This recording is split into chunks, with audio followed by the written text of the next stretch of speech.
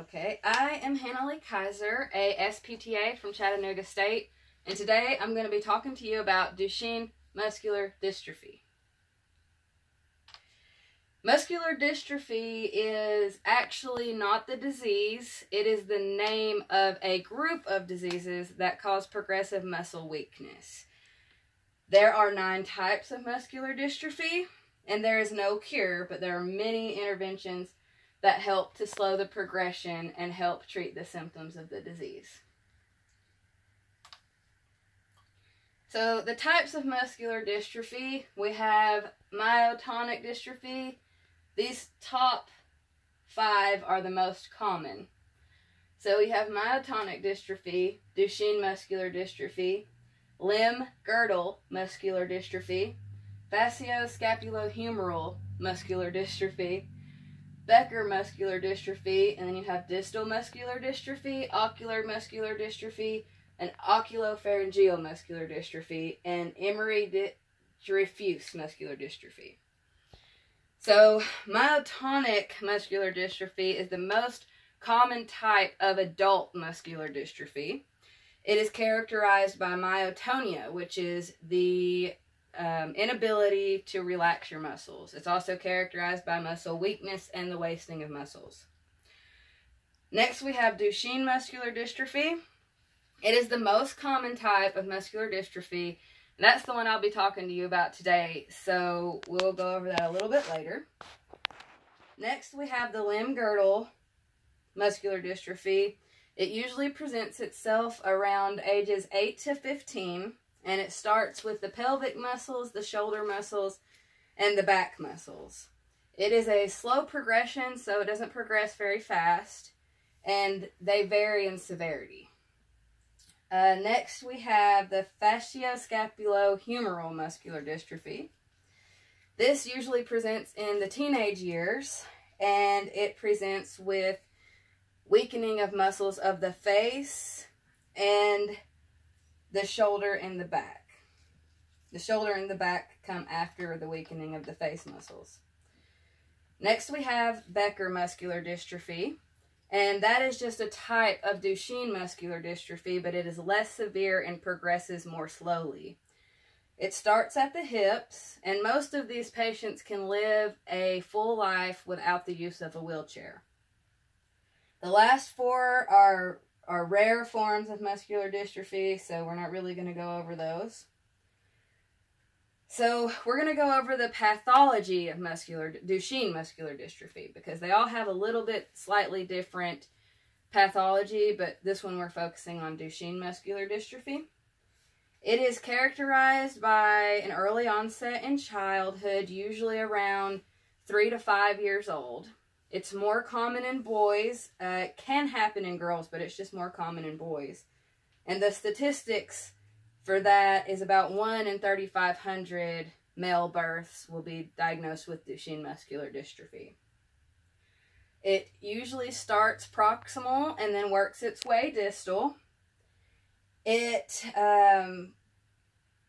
starts in the hips and the shoulders and the thighs, and then works its way through the rest of the body. It usually spares the wrists and the hands, though.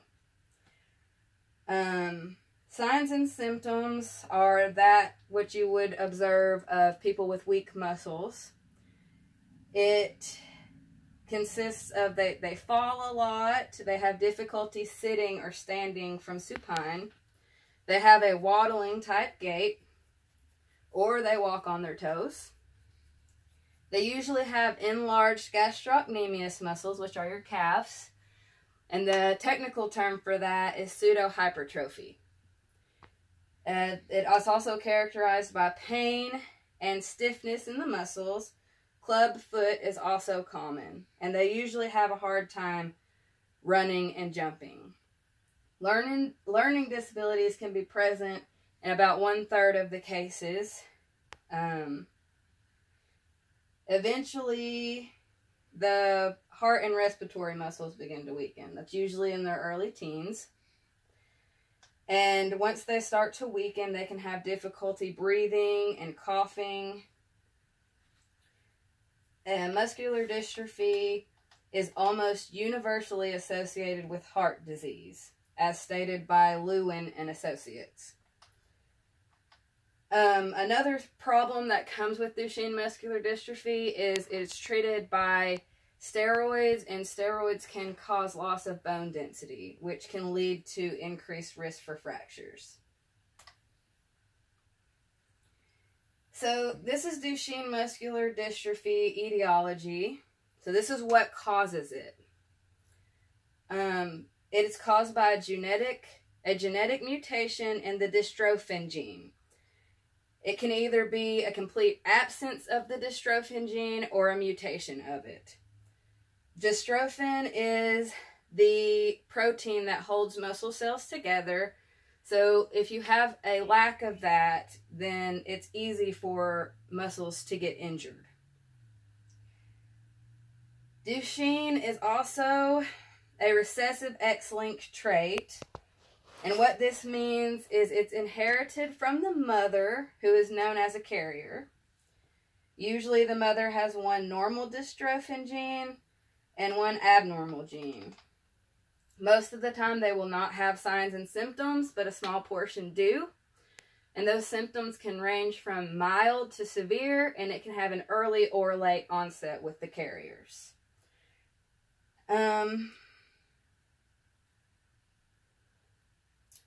The patients, so with that being said, family history is the only known risk factor for this disease. The prognosis for this disease is about 30. They live to be about 30 years old. The patients, they usually die of cardiac or respiratory failure. Prognosis has greatly improved with medical advancement. In early years, patients were expected to live only into their teens, their early teens. And now there are cases where patients are living into their 40s and 50s, thanks to medical improvement. These are the treatments for Duchenne muscular dystrophy. It is a multidisciplinary approach, so that means it includes many types of doctors and nurses and therapists. First, we'll start off with social workers are usually part of the team. They are good for helping look out for the interest of the patient and the caregiver. Dealing with chronic illness can be stressful as this disease continues to progress, and as it progresses, medical bills also tend to increase. The most common need for mothers with children with muscular dystrophy is time for self-care. 57% of mothers in one study would not leave their child with someone else so that they could take time for themselves. And next we have cardiologists. Cardiologists are a very important part of the team to help monitor the progression of the disease on the heart. It is recommended that patients with muscular dystrophy go to cardiologists to assess the function of their left ventricle at least twice a year prior to the age of 10 and at least once a year thereafter. Dietitians are good to help monitor and make sure they get adequate vitamin D and calcium. Corticosteroids, immobility, and lack of sun exposure all lead to poor bone health. In a study of 30 steroid-treated patients with Duchenne muscular dystrophy, 75% had inadequate vitamin D and 14% were severely deficient. So that is a lot. So this vitamin D and calcium is very important for these patients. Physical therapy and occupational therapy, they work to slow the progression of the disease and help deal with the signs and symptoms. Exercise programs are designed to increase strength, movement, and performance of ADLs, activities of daily living. They also help with coordination, balance, and developmental issues. Aquatic therapy has been proven a good intervention for patients with Duchenne muscular dystrophy to increase strength and range of motion. And since most of these patients are children, adaptive play is a very important intervention that physical therapists can give these patients. Also, modalities in physical therapy are used to help with the healing process of injuries that these patients get. When I say modalities, I mean just about all of the modalities we've learned about. So, hot pack, E-stim, cold pack, ultrasound, etc. Physical therapists also perform many motor tests to monitor the progression of muscular dystrophy. Next, we have doctors. Doctors, of course, are a very important part of the team. They can prescribe steroids that are used to increase the strength of these patients. And for pain medicine, prednisolone is most commonly used and is shown in a study to significantly increase motor function. Pulmonologists are very important to monitor the progression of the disease on the respiratory system. And orthopedists are also very important because they can prescribe splints to help better the quality of life for these patients. And these are some night splints that are used to help club foot. This is a Rex exoskeleton. It stands for Wilmington. Hold on.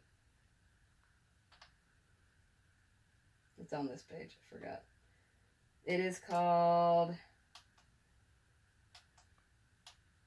Wilmington Robotic Exoskeleton.